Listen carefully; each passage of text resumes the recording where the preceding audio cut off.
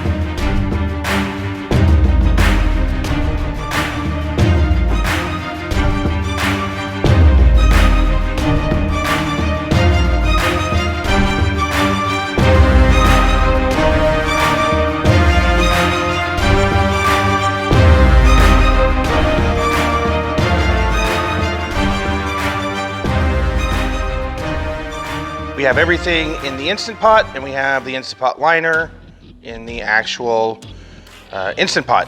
This is the 8-quart, just because I like to make a lot of food. So we use the 8-quart.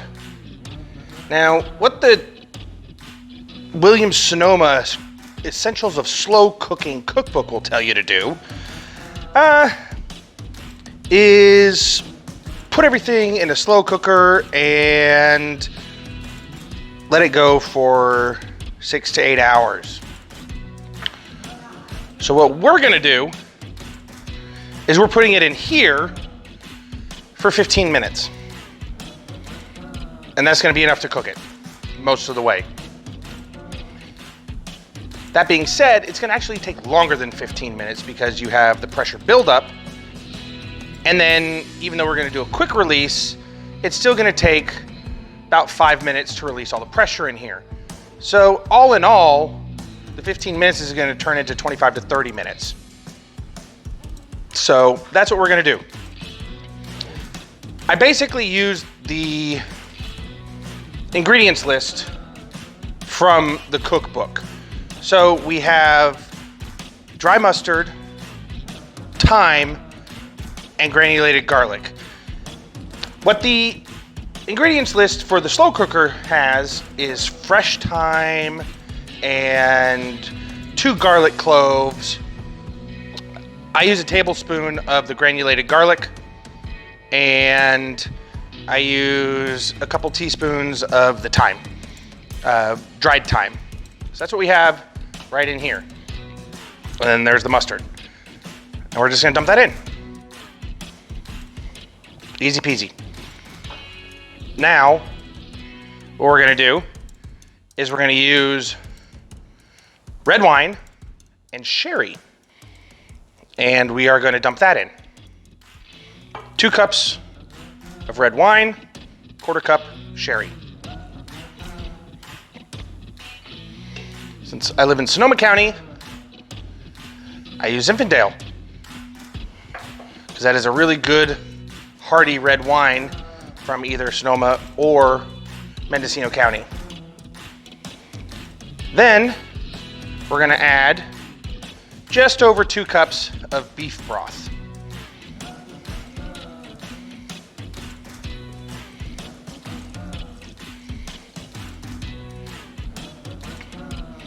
We got all that nice in there.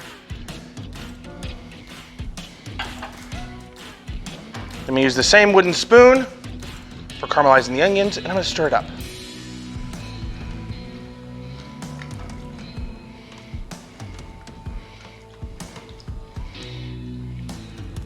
Just kind of make sure that it all gets kind of wet. It's all gonna cook down anyway.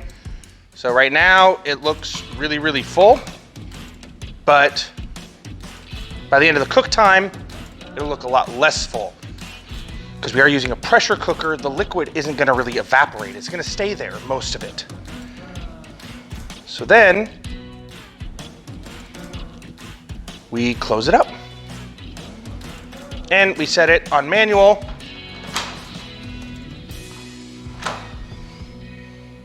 Ooh, nicely. All right, now I'm going to show you the front screen and show you how to set it to manual. Okay, so with manual on this one, see where it says pressure cooking is flashing right there? Pressure cook is flashing. That's what we're gonna have it on. And we're gonna select for 15 minutes. Oops. 15, that's the one. Pressure high and hit start. You hear those beeps, means it took what we told it to do and it's gonna do it. So now it's a waiting game. So now that it's cooked, the pressure's been released, I have taken off the lid. I'm gonna put some Worcestershire sauce in. Worcestershire. It's spelled weird, it's actually Worcestershire sauce. Probably butchering that one too. So I'm just gonna put a bunch in. They tell you measurements, but the more the merrier. So I put that in until I kind of feel like it's enough. Stir it in. And as you can see, it's really cooked down. So now we have a lot of liquid, and you see all that nice thick liquid in there. All right, and now we are going to put the noodles in. These are just egg noodles. So we're going to put them in. This is a pound of egg noodles. Okay. And the recipe tells you to do it for 5 more minutes after putting the egg noodles in. But whatever egg noodles you get, oh man, that is so loud. Whatever egg noodles you get, you look at how long it takes to cook. Cooks in 3 minutes. So I'm only going to cook it for another 3 minutes. I'm going to stir them in, make sure they can get in there. Oops, as I hit the camera, bounce it all around. All right, so we got that in there. And now we're going to put this back on. Ah, that's hot. Okay, we're going to put it back on. Maybe. All right, sometimes you have to do that. All right, make sure that it's not locked. All right, and then we will set it for, again, manual, high pressure, and we will just go down to 3 minutes and start. Once again, it's beeping, which means that's what it's going to be doing. So we will see you in about 10-15 minutes, our time. It's going to be a nice little quick cut, and we'll be there. See you soon. All right, 3 minutes and change is passed. We're going to stir in the noodles. That looks really good, nice and thick. Noodles are done. So now we add the final ingredient, the sour cream. Recipe calls for 2 cups of sour cream. I use this. I basically put the whole thing in. It comes in a really nice container that's easy to squeeze in. So we just squeeze it in. Oh man, it sounds so disgusting. It's like a whoopee cushion, a wet whoopee cushion. Oops. Oh, more wet whoopee cushion sounds. All right, there we go. Then we're gonna stir that in. And then, oops, so I fling stuff all over the kitchen, because that's what we do. All right, got it all nice and mixed in.